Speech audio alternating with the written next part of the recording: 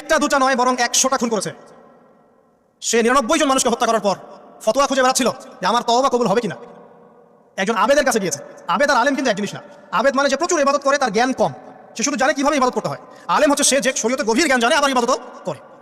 আবার যারা জ্ঞান আছে আমল নাই, সেও কিন্তু প্রকৃত আলেম না। প্রচুর জ্ঞান আছে কিন্তু জ্ঞান অনুযায়ী আমল করে না, সেও কিন্তু প্রকৃত আলেম নন। এবার আসেন, তো এই আবেদের কাছে গিয়ে সে বলছে আমার কি ক্ষমা হবে, আমি 99টা খুন করেছি। সে বললো তোমার আবার ক্ষমা, তোমার ক্ষমা নাই। তখন এই ব্যক্তি এই আবেদকে হত্যা করে 100টা খুন পূর্ণ করলো, ওকেও সে মেরে ফেলছে। আমার ক্ষমাই হবে না, তো তোর বেঁচে থাকা কি দরকার, তুইও মর। কি বুঝতে পারলেন? বর্তমান বিশ্বের উগ্র মাথার পলিটিশিয়ানদের মতো অবস্থা। আমার দেশের সমস্যা, তোর দেশ পারমাণবিক বোমে উড়াই দিব, মানে এরকম একটা অবস্থা। তো আল্লাহ রাব্বুল আলামিন এই ব্যক্তির মধ্যে একটা চেতনা তৈরি করলেন যে আমাকে তওবা করতে হবে। সে তখন সার্চ করতে লাগলো আরো কোনো আলেম আছে কিনা। এরপর অনেক দূরে একজন আলেমের সন্ধান পাওয়া গেল। সে সেখানে গেল, তাকে গিয়ে বললো আমার কি ক্ষমা হবে।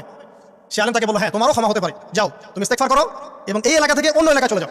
মানে যে এলাকায় তুমি অনেকদিন ছিলে, যেখানে তুমি অনেক পাপ কাজ করেছো, এখানে থাকার দরকার নাই।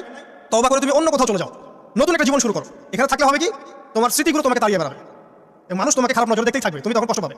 এই জন্য তুমি চলে যাও। তো চলে যেতে যেতে সে রাস্তায় ইন্তেকাল করে। এবার তার রূহ নিবে কে? এই জন্য দুদল ফেরেশতা আসছেন, জান্নাতি এবং জাহান্নামী। তাদের মধ্যে বাকবিতণ্ডা হচ্ছে কে রূহ নিয়ে যাবে। তো জাহান্নামী ফেরেশতারা বলছেন সে এতগুলো খুন করেছে, তার রূহটা আমরা নিব। আর জান্নাতি ফেরেশতারা বলছেন না, সে তওবা করতে এসেছিল, অতএব সে আল্লাহর অভিমুখী হয়েছে, তার রূহটা আমরা নিব। আল্লাহ পাক এখানে একটা কৌশল করলেন। আল্লাহ পাক ফেরেশতাদেরকে বললেন তোমরা রাস্তাটাকে পরিমাপ করে দেখো, যেদিকে যাচ্ছিল তার পরিমাপ বেশি নাকি যেখান থেকে এসেছে ওর পরিমাণ বেশি। আল্লাহ পাক জমিনকে আদেশ করলেন হে জমিন তুমি প্রশস্ত হয়ে যাও।